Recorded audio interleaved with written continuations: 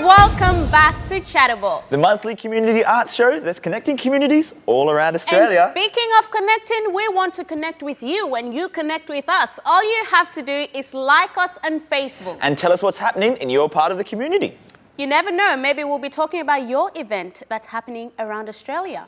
And speaking of around Australia, next up we've got the Bulletin Box with Andy. Over to you, Andy. Hey guys, and welcome to the Bulletin Box for this month, and I have a red nose because we are starting off with a national event called Red Nose Day, which happens on the 29th of June. So make sure you donate some money to help kids all around the country. Gaga? Off to New South Wales for Australia's largest contemporary visual arts event. Now this is called the Biennale of Sydney. It starts from Sydney Harbour and it's just a walk around Sydney. Now check it out because there's going to be some amazing work. Water is very, very important and you know that. Now we're going off to Victoria because we're going to learn more about water at our water exhibition. Now, if you guys want to learn more about why water is so important, go to geelongaustralia.com.au and find out about this event. I will.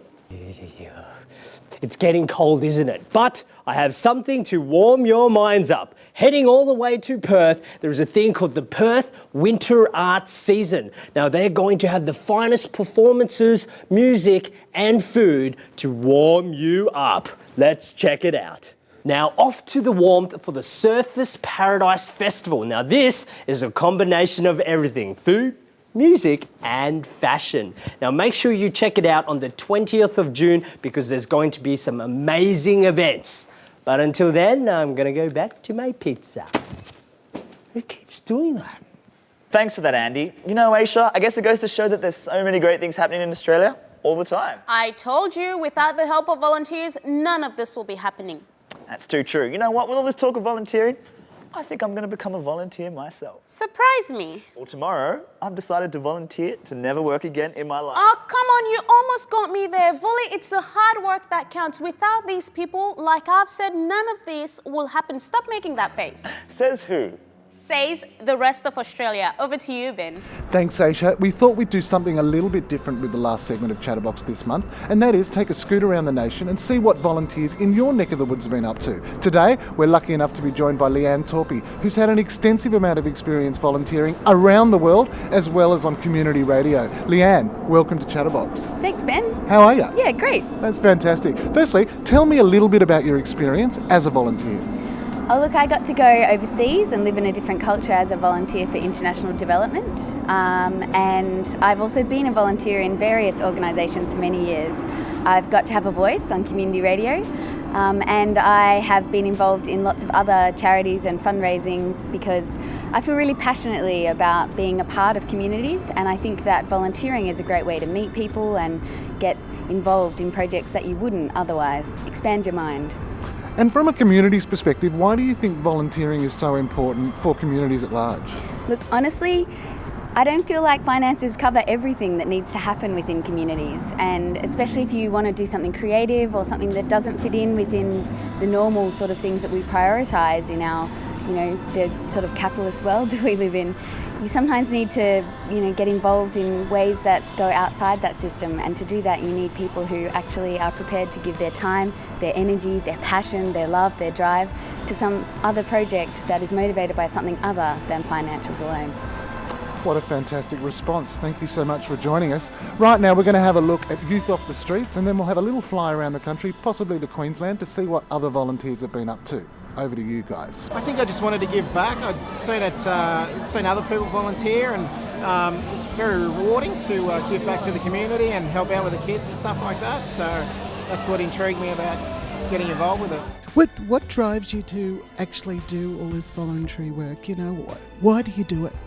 Well, one of them, I'm just going to be a little bit honest here. My being a student, my husband and I, we both worked full time and we were used to having money, and then we decided both to go back and study, and we realized that we didn't have very much money. So, I started volunteering and being involved in organizations, and it's sort of in a way free entertainment because I get so much out of it. But at the same time, instead of going shopping and, spending money on a handbag or, going out drinking and, spending money there, I'll go and I'll donate my time, and it's so much more rewarding, and I feel so fulfilled in what I'm doing, and it's the best entertainment anyone can have. The biggest reward for me is seeing the kids and the way they change and the way they come to accept us, and they open up to us, and it's sort of just helping the community and helping the kids out. Sometimes the difference is it's immeasurable, and just the feeling that you get knowing that you help somebody in some way, absolutely helping them is the main priority, but you actually get so much out of it yourself. I'd say go out and get involved, It's a great rewarding experience.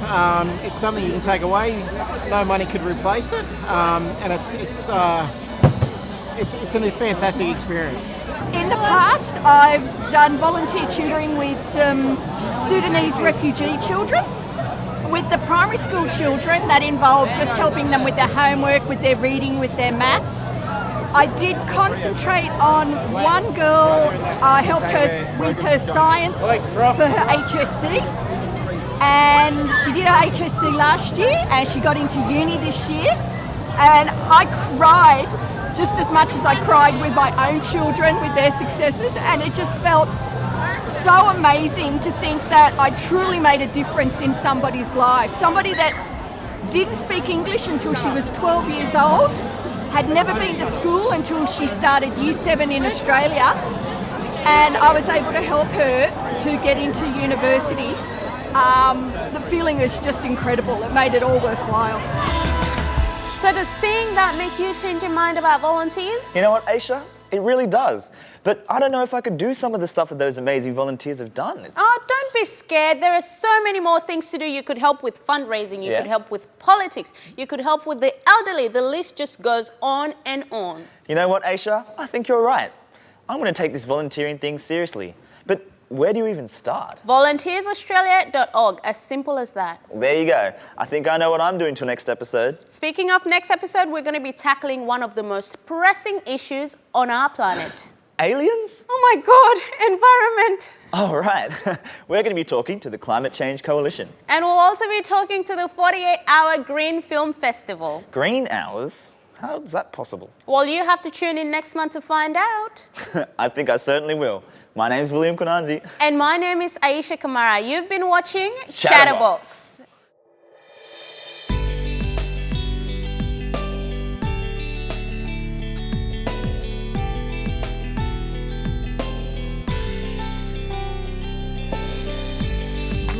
Child in the corner of the room, you don't know what to do. Healed but hurt, bled and burnt, and now you're waiting on a new